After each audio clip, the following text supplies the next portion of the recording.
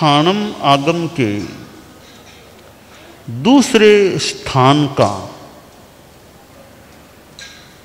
454वां सूत्र है।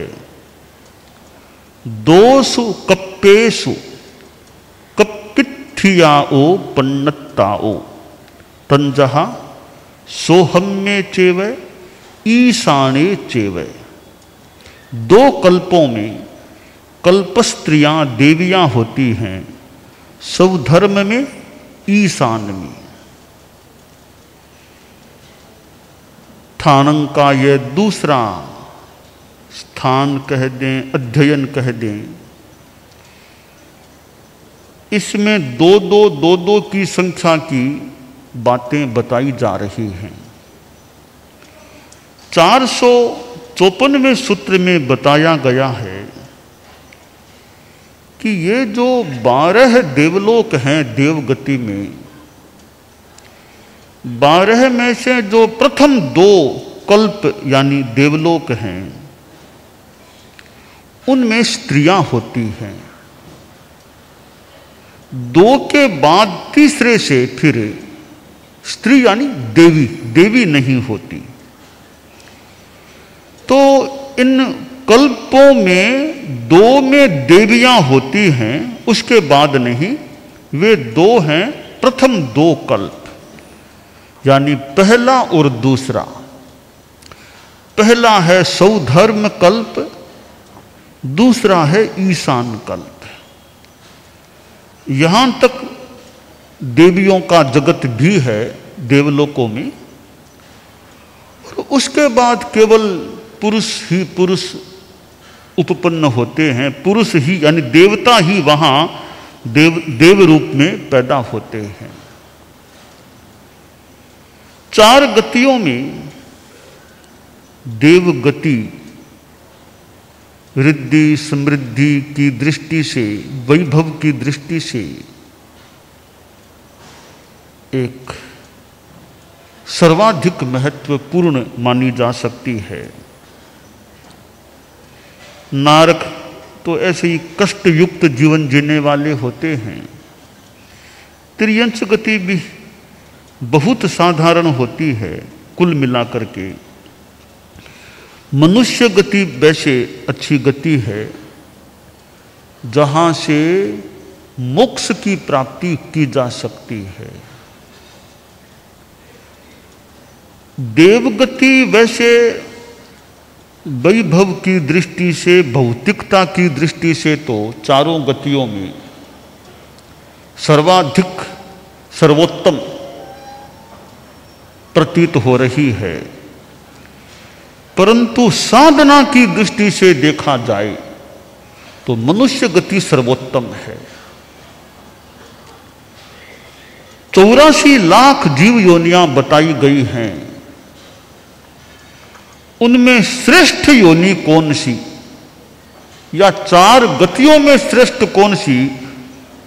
एक अपेक्षा से मनुष्य की योनि, मनुष्य की गति सर्वश्रेष्ठ होती है।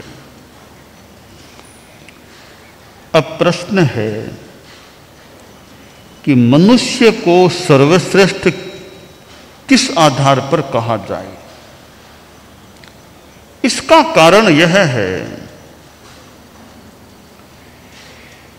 कि एक मनुष्य ही ऐसा प्राणी है, वह भी संगी मनुष्य, गर्भज मनुष्य, जो 6ठे गुणस्थान में आ सकता है, 7वें 8वें 14वें तक रह सकता है। और किसी भी योनि में, सारी योनियों की अपेक्षा से देखें, मनुष्य को अलग कर दें, कोई भी प्राणी 5वें के बाद के गुणस्थान में नहीं जा सकता। 5वें में भी केवल ये संगी पंचेंद्रिय त्रियंश हो सकते हैं।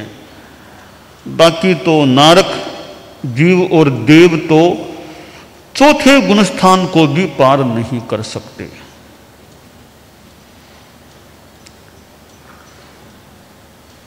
तो 14 गुणस्थानों में सारे के सारे गुणस्थानों में कोई रह सके, वैसा जीव एकमात्र संगी मनुष्य होता है, जो 14वें में भी मिल जाता है, 13वें में भी मिल जाता है, 12वें में भी मिल जाता है, 11वें में भी मिल सकता है, और 10वां क्या, 9वां, 8वां, 7वां, 6ठा, नीचे के भी गुणस्थान। मनुष्य ही ऐसा प्राणी है जो साधना करके मोक्ष की प्राप्ति कर सकता है, और कोई भी प्राणी संसार का मोक्ष में नहीं जा सकता। इसलिए मनुष्य गति को एक सर्वश्रेष्ठ गति इस आधार पर, इस अपेक्षा से कहा जा सकता है, नहीं मानुषात् श्रेष्ठतरम ही किंचित। मनुष्य से श्रेष्ठ धर्म के संदर्भ में और कोई नहीं होता है। अब महत्वपूर्ण बात आगे की यह है कि मनुष्य को जीवन कैसा जीना चाहिए, क्योंकि मनुष्य तो ऐसा प्राणी है कि मरकर के 7वें नरक में भी जा सकता है। एक सिद्धांत और है कि मनुष्य और मनुष्यणी, कि मनुष्यों में जो स्त्री होती है वो पुरुष जितना पाप नहीं कर सकती। एक निष्कर्ष यह है कि पाप की दृष्टि से देखा जाए तो पुरुष ज्यादा पापी हो सकता है, महिला उतनी पापी नहीं हो सकती। क्यों नहीं हो सकती, इसका आधारभूत तत्व यह है कि स्त्री मरकर के 7वीं नरक में कभी नहीं जा सकती। ज्यादा से ज्यादा जाएगी 6ठीं नरक तक जाएगी। 7वीं नरक में कोई भी स्त्री पैदा नहीं हो सकती। स्त्री मरकर के 7वीं नरक में नहीं जा सकती। इसका मतलब है कि पुरुष तो 7वीं में जा सकता है, यानी पुरुष इतना पाप कर सकता है कि 7वीं नरक में चला जाए, पर स्त्री इतना पाप नहीं कर सकती, या इतना पाप नहीं होता उससे कि वह 7वीं नरक में पैदा हो जाए। यह भी प्राकृतिक बात हो सकती है। दूसरा पहलू यह भी है कि कुछ कुछ साधना जो पुरुष कर सकता है वो साध्वी नहीं कर सकती, महिला नहीं कर सकती। और सामान्यतया हम देखें, पिछले इतिहास को देखें कि धर्म के क्षेत्र में तीर्थंकर सर्वोच्च व्यक्ति होते हैं, और सामान्यतया तीर्थंकर पुरुष बनते हैं, स्त्री तीर्थंकर नहीं बनती। हम एक छोड़ दें 19वें तीर्थंकर की बात को, थोड़ा एक छोड़ दें एक बार, तो सामान्यतया 24 तीर्थंकरों को देख लें, कम से कम 23 तीर्थंकर पुरुष ही हुए हैं। यानी कुछ साधनाएं ऐसी होती हैं, अब जैसे अचेलता की साधना है, तीर्थंकर अचेलता की साधना करने वाले होते हैं। अचेलता की साधना पुरुष कर सकता है, स्त्री को अचेलता की साधना नहीं करनी चाहिए, विधि सम्मत नहीं करनी भी नहीं चाहिए। अब पुरुष जिस प्रकार वस्त्र विहीन होकर साधना के प्रयोग कर सकता है, वो स्त्री के लिए असंभव या कठिन होते हैं सामान्य रूप में। तो एक साधना की दृष्टि से जहां पुरुष कुछ प्रयोग कर सकता है वो स्त्री नहीं कर सकती, और पाप के क्षेत्र में पुरुष जितना पाप कर सकता है, 7वीं नरक में जा सकता है, स्त्री उतना पाप भी नहीं कर सकती। ये जो देवलोकों में व्यवस्था है वहां भी, तो वहां जो पुरुष स्त्री की व्यवस्था है, ऊपर के देवलोकों में केवल पुरुष ही वहां रहते हैं, स्त्रियां नहीं होती ऊपर के देवलोकों में। दूसरे देवलोक तक तो हैं, उसके बाद देवियां नहीं होती हैं। तो मनुष्य गति है, उसमें जीवन आदमी का कैसा है, इस पर हमें विशेष ध्यान देना चाहिए कि मनुष्य में जब वह क्षमता है कि वह विशेष साधना कर सकता है, तो मनुष्य जीवन एक बार हमें मिल गया है, अब बाद में कब मिलेगा, कईयों को तो फिर मनुष्य जीवन मिल जाता है, और पाप ज्यादा करे तो फिर मान लो इतना नीचे डूब जाए वो जीव कि वापिस मनुष्य गति बहुत दुर्लभ हो सकती है। शास्त्र में तो दुर्लभ 4 चीजों में पहली दुर्लभ चीज बताई गई है मानुषत्वम। मानुषत्व, मनुष्यत्व है, यह बड़ा दुर्लभ होता है। अब दुर्लभ मनुष्य जीवन को जिसने प्राप्त किया है, अब पहले तो यह ज्ञान भी कईयों को नहीं होता होगा कि मैंने दुर्लभ चीज कोई प्राप्त की है, मनुष्य बना हूं, और वह एक पाप में, प्रमाद में, व्यसन में, हिंसा आदि में अपने जीवन का बहुत सा समय गंवा देता है। एक प्रश्न यह हो जाता है, हो सकता है कि आगे का किसने देखा है, आगे का किसने देखा, क्यों आगे की चिंता करें, क्या पता आगे कुछ है या नहीं है, पुनर्जन्म होगा इसका क्या पता है। यह पुनर्जन्म का विषय कहीं कहीं संदेहास्पद रहता है कि हमने तो देखा नहीं पिछले जन्म में क्या थे, आगे क्या बनेंगे, बनेंगे कि नहीं बनेंगे, तो पुनर्जन्म है अथवा नहीं। तो वर्तमान में जो भोग प्राप्त हैं उसको क्यों छोड़ें, खूब ऐश आराम करें। हत्था गया इमे कामा कालियाजे अना गया, को जानई परे लोए अथिवा नथिवा पणो आश्रय। कि ये संसार के काम भोग भौतिक सुख तो हस्तागत हैं, आए हुए हैं, प्राप्त हैं। अब आगे की बात तो पता नहीं है कि नहीं, क्या देवलोक है कि नहीं है,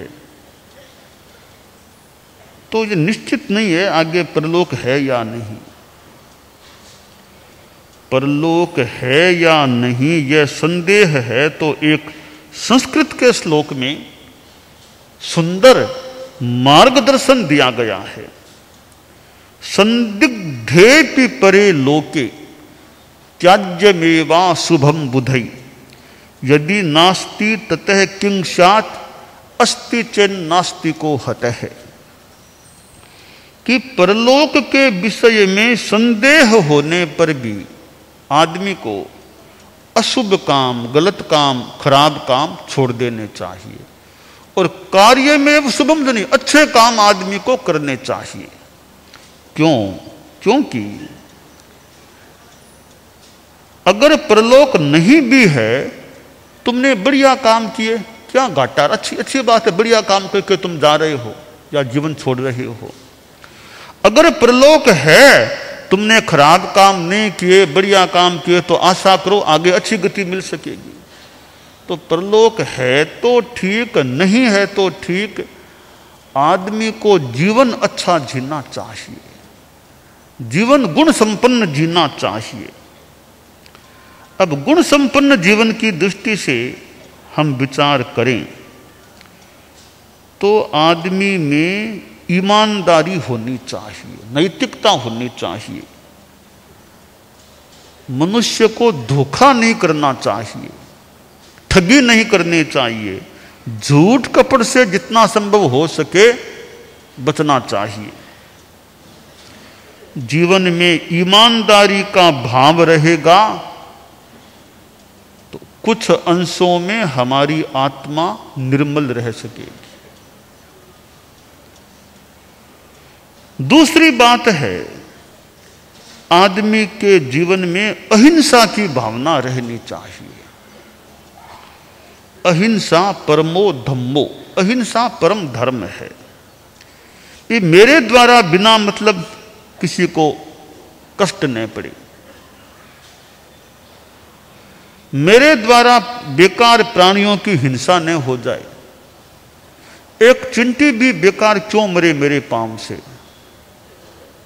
यहां से वहां तक 100-200 मीटर आपको मान लो चलना है, थोड़ा ध्यान दे लिया भी नीचे रास्ते में कोई जीव जंतु मेरे पैर के नीचे न आ जाए, कीड़ा मकोड़ा कोई लटक कीड़ा कोई पैर के नीचे न आ जाए, ये ध्यान रखूं। 200 मीटर आप ध्यान रखा आपने, जीव कोई न मर जाए, तो सहज में अहिंसा की साधना हो गई। चलना तो है ही है, अब नीचे और देख लिया भी कोई जीव न मर जाए, तो चलते चलते आपकी अहिंसा की साधना भी हो गई। स्नान करना है भाई, मैं 2-3 बाल्टी जितना पानी अगर लगाता हूं, थोड़ा कम पानी से क्या काम नहीं चल सकता।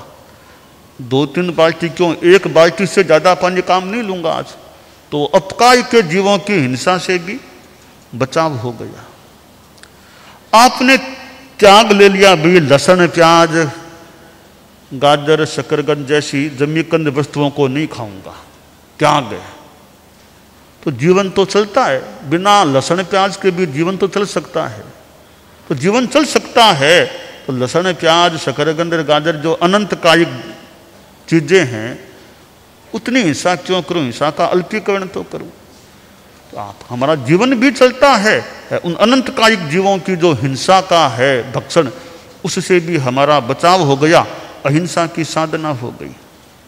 अब रात को जीवना खाना है, अब 11 बजे खाना कोई जरूरी है क्या हमेशा, क्यों 11 बजाऊं। बढ़िया तो है कि सूर्यास्त के बाद ही नहीं खाऊं, काम चलता है बिना सूर्यास्त के बाद खाने से भी, क्यों खाऊं। मान लो व्यवस्था है, जरूरी है, दुकान है, ऑफिस है, आने में देरी हो जाती है, खाना पड़ता है, तो ठीक है 9 बजे के बाद तो खाना नहीं खाऊं, 10 बजे के बाद तो खाना नहीं खाऊं, तो एक सीमा तो हो गई। 10 बजे के बाद तो मुझे खाना खाना ही नहीं है, तो संयम हो गया, साथ में अहिंसा की भी साधना हो जाती है। तो हमारी जीवन शैली में यह ईमानदारी हो और जीवन शैली में अहिंसा हो। आदमी शराब भी पी लेता है, ये गुटखा कई नशीली चीजें ऐसे चीजें खा लेता है, क्या इनके बिना काम नहीं चलता है क्या, उल्टा जीवन खराब भी हो सकता है। तो आदमी शराब गुटखा सिगरेट बीड़ी खैनी आदि आदि चीजों का परित्याग करे, इनसे बच के रहे। एक दार्शनिक था, कोई कार्यक्रम में वो गया था, उसका भाषण था दार्शनिक महोदय का, तो ऊपर मंच पर उनको बिठाया गया, और भी कई महानुभाव मंचासीन थे। वो कार्यकर्ता लोग आए, शराब की बोतलें सामने रख दी, दार्शनिक के सामने भी शराब की बोतल रख दी। दार्शनिक बड़ा ज्ञानी आदमी था, उसने देखा रे शराब की बोतल रखी है, बोतल को हाथ में लिया, ढक्कन खोला, सामने नीचे मिट्टी पड़ी थी, मिट्टी में गिरा दिया शराब को। तो एक कार्यकर्ता आया कि महोदय हमने तो इतनी शराब अच्छी शराब आपको दी थी भेंट में, आपने शराब को नीचे गिरा दिया। दार्शनिक बोला देखो भैया, तुमने तो शराब एक तरह से मुझको दे दी थी ना, भेंट में दी, मेरी वो शराब तो मेरी हो गई थी। अब मैं शराब का क्या करूं क्या न करूं, यह तो मेरी इच्छा की बात है, मैं पीऊं या गिराऊं मेरी इच्छा की बात है। मैंने शराब को मिट्टी में गिरा दिया। देखो भैया, अगर मैं शराब को मिट्टी में नहीं गिराता मिलाता और पी लेता, तो शायद शराब मेरे दिमाग को मिट्टी में मिला देती, इसलिए मैंने शराब को ही मिट्टी में मिला दिया।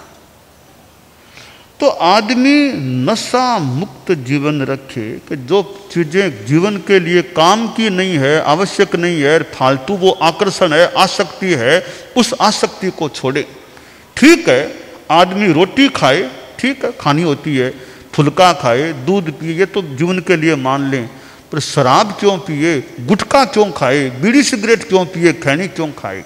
तो हमारी यानी गृहस्थों की जीवन शैली ऐसी हो जिसमें नशे को स्थान न मिले, नशा मुक्त जीवन शैली हो।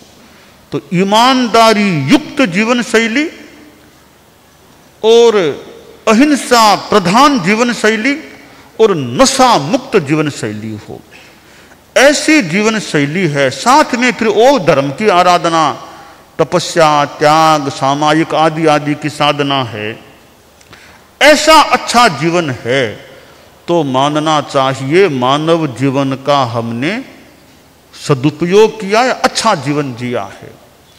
और मानव जीवन अच्छा जिया है तो आगे की गति भी अगर है तो वो गति भी अच्छी हो सकेगी। यानी अगर यूं किसी के मन में अभी है कि नहीं क्या पता, क्योंकि प्रत्यक्ष तो है नहीं, तो मन में भी है कि नहीं संदेह हो सकता है, निश्चय में तो कहीं भी क्या भी सामने तो है नहीं।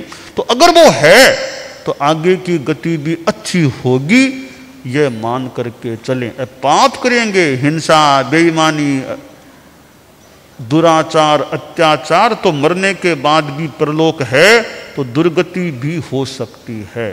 तो ये जो शास्त्र में कहा गया भी कि ऊपर के यानी जो दो देवलोक हैं, प्रथम और दूसरा, वहां तक तो कल्पस्त्रियां होती हैं। यह शास्त्रकार ने एक सृष्टि की व्यवस्था को बताने का प्रयास किया है।